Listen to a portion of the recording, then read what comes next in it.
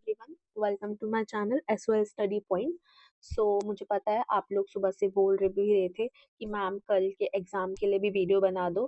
कभी कभी अचानक ऐसे वीडियो बनाना मेरे लिए पॉसिबल तो नहीं है, बट स्टिल मैंने अभी लेट तो हो गया है, रात हो गई है, तो मैंने बट ट्राई किया है कि आपका कल के एग्ज़ाम के लिए मैं कुछ इंपॉर्टेंट क्वेश्चन लेकर आऊँ। तो हम देखते हैं। एंशियंट सोसाइटी आपका सब्जेक्ट है, बीए प्रोग्राम का ये हिस्ट्री मेजर का सब्जेक्ट है सेमेस्टर 1 के लिए। इसमें 3 यूनिट्स हैं। तीनों यूनिट से जितने भी इम्पोर्टेंट 4 यूनिट से जितने भी इम्पोर्टेंट क्वेश्चंस हैं वो हम इस वीडियो में कवर करेंगे। ठीक है। क्वेश्चन नंबर 1 देखते हैं। How different sources help in understanding of whole civilizations. तो बेसिकली सिविलाइजेशंस के जितने भी डिफरेंट डिफरेंट सोर्सेज हैं अंडरस्टैंड करने के लिए, उसके बारे में बताना है। विभिन्न स्रोत किस प्रकार विश्व सभ्यता को समझने में मदद करते हैं। नेक्स्ट क्वेश्चन है, discuss the important factor responsible for the origin and growth of civilization. ये काफी बार रिपीटेड क्वेश्चन है। सभ्यता के उत्कर्ष तथा विकास के लिए जिम्मेदार महत्वपूर्ण कारणों की चर्चा कीजिए। ठीक है, तो इसको स्किप मत करना।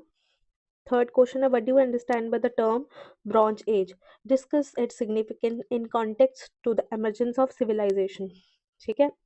कांस्य युग शब्द से आप क्या समझते हैं? सभ्यता के उद्भव के संदर्भ में इसकी महत्व की चर्चा कीजिए। तो ये भी रिपीटेड क्वेश्चन है, काफी बार पूछा गया क्वेश्चंस में लास्ट ईयर के। ठीक है, तो इन क्वेश्चंस को आपको स्किप नहीं करना। आप इसको टॉपिक को ऐसे प्रिपेयर करो कि ऐसे कॉन्सेप्ट क्लियर हो जाए कि किसी भी तरीके से मॉडिफाई करके आपको क्वेश्चन मिले पेपर में देखने वो, तो आप उसको बहुत अच्छे से आंसर कर पाओ। ठीक है। फोर्थ क्वेश्चन देखते हैं। Describe the society and religion of the bronze age civilisation of Harappa China. ठीक है। Evaluate the economy and pattern of trade of Harappan China civilization. Discuss the stages of development of the bronze age civilisation of Harappa China. तो किस किस तरीके से question देखो आया हुआ है, तो आपको अगर आपका कॉन्सेप्ट क्लियर होगा तो इन सभी तरीके से आप आंसर कर पाओगे।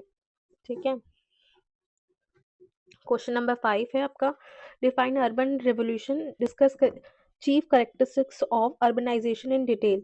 नगरीय क्रांति को परिभाषित कीजिए, नगरीकरण की प्रमुख विशेषताओं पर विस्तृत चर्चा कीजिए। ये भी इंपॉर्टेंट क्वेश्चन है, इसको भी स्किप मत करना। ये most most most important question है, क्वेश्चन नंबर आपका 6।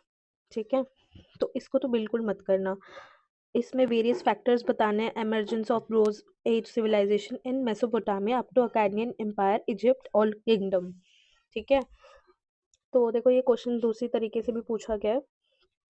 Analyse the nature of economy and state formation with reference to bronze age civilisation of Mesopotamia up to the Akkadian empire, Egypt, old kingdom, Mesopotamia, अकादी समाज तक mix पुराना समाज की कांस्य युगीन सभ्यता के संदर्भ में अर्थव्यवस्था, राज्य गठन तथा समाज की प्रकृति विश्लेषण कीजिए। ये काफी ज्यादा रिपीटेड क्वेश्चन है और आप लास्ट ईयर का कोई भी क्वेश्चन पेपर उठा लो, ये क्वेश्चन ना पूछा ही गया है। आप चेक भी कर सकते हो, ये क्वेश्चन जरूर पूछा जाता है, तो स्किप मत करना रिपीटेड क्वेश्चंस को। अब ये देखो, discuss the political and economical development in bronze age civilisation of Minoan and मिसेनन।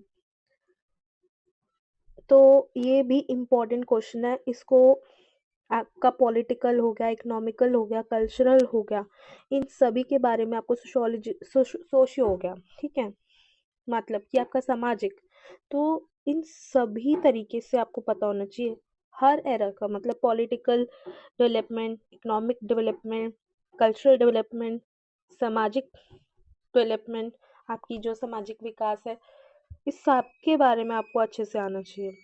ठीक है, तो आप एक बार अच्छे से तैयार कर लो, फिर उसका किसी भी तरीके से क्वेश्चन आए और आप अच्छे से आंसर करो।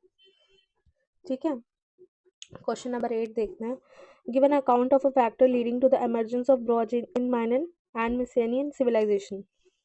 ठीक है, ये भी इम्पोर्टेंट क्वेश्चन है। 9th क्वेश्चन की तरफ चलते हैं। Highlight the importance of ecological factor in the origin and development of Mesopotamian Egyptian civilization। ये भी काफी इंपॉर्टेंट क्वेश्चन है, रिपीटेड भी था। ठीक है, इसको भी मत करना skip. What do you understand by technologies change, discuss the role of metal technology in leading to long term social and economic changes. प्रौद्योगिक परिवर्तन से आप क्या समझते हैं? दीर्घकालिक सामाजिक और आर्थिक परिवर्तनों के लिए धातु प्रौद्योगिकी की प्रमुख की भूमिका पर चर्चा कीजिए। रिपीटेड और इम्पोर्टेंट क्वेश्चंस ही होते हैं मेरी वीडियो में, तो बिल्कुल कोई भी क्वेश्चन आप स्किप मत करो। कॉन्सेप्ट क्लियर होगा, किसी भी तरीके से क्वेश्चन आ जाए आप आंसर कर सकते हो उसको। ठीक है गाइस। नेक्स्ट ये शॉर्ट नोट्स हैं, सभी वीडियोस में आपको मैं बताया ही रखा है ऑलरेडी। येलो मार्क को आपको बिल्कुल स्किप नहीं करना और अदर्स को भी नहीं करना, ये काफ़ी बार रिपीटेड है। ठीक है, जैसे कि फीचर ऑफ अर्बनाइजेशन का, production in Harappa Chinese civilization, origin of writing in Mesopotamia, Egypt, miners in burial practices, archaeology, पुरातत्व, अर्बन रेवोल्यूशन, नगरीय क्रांति, religion in Mesopotamia Egypt, Mesopotamia mixed में धर्म, ब्रॉन्ज एज, कांस्य युग, culture of Harappan China civilization, economy in Harappan Chinese civilization, state formation in Mesopotamia Egypt. ठीक है, तो ये कुछ क्वेश्चंस थे जो मैंने कवर किए हैं। आई होप कि आपके कल के एग्ज़ाम के लिए आपके लिए ये वीडियो हेल्पफुल हो, और अपना फीडबैक आप कमेंट में दे सकते हो। नेक्स्ट वीडियो आपको कौन से सब्जेक्ट के लिए चाहिए वो भी आप मेंशन कर सकते हो विद डेट एंड सब्जेक्ट का प्रॉपर नेम। ठीक है और मैं एक इम्पॉर्टेंट बात आपसे शेयर करने वाली थी, जो कि मैं कल आपको एक छोटी सी वीडियो में शेयर करूँगी। सो जब भी आप फ्री हो तो आप उस वीडियो को प्रॉपरली देखना। ठीक है, और हम जल्दी एक और एप्लीकेशन पे जुड़ने वाले हैं। आप बताना, चाहे व्हाट्सएप हो चाहे टेलीग्राम, जिससे हम कनेक्ट रह पाएँ।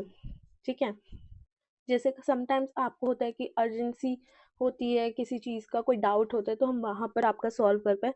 तो आप कंफर्टेबल किस में हो, व्हाट्सएप चैनल में या टेलीग्राम? तो आप कमेंट बॉक्स में मुझे बताना। ठीक है, सो हम वो एक क्रिएट करेंगे एंड वहाँ पर जुड़ेंगे, जिसमें आप अपने डाउट्स, अपनी जो भी अर्जेंसीज होती हैं, तो हम वहीं पर क्लियर कर लें।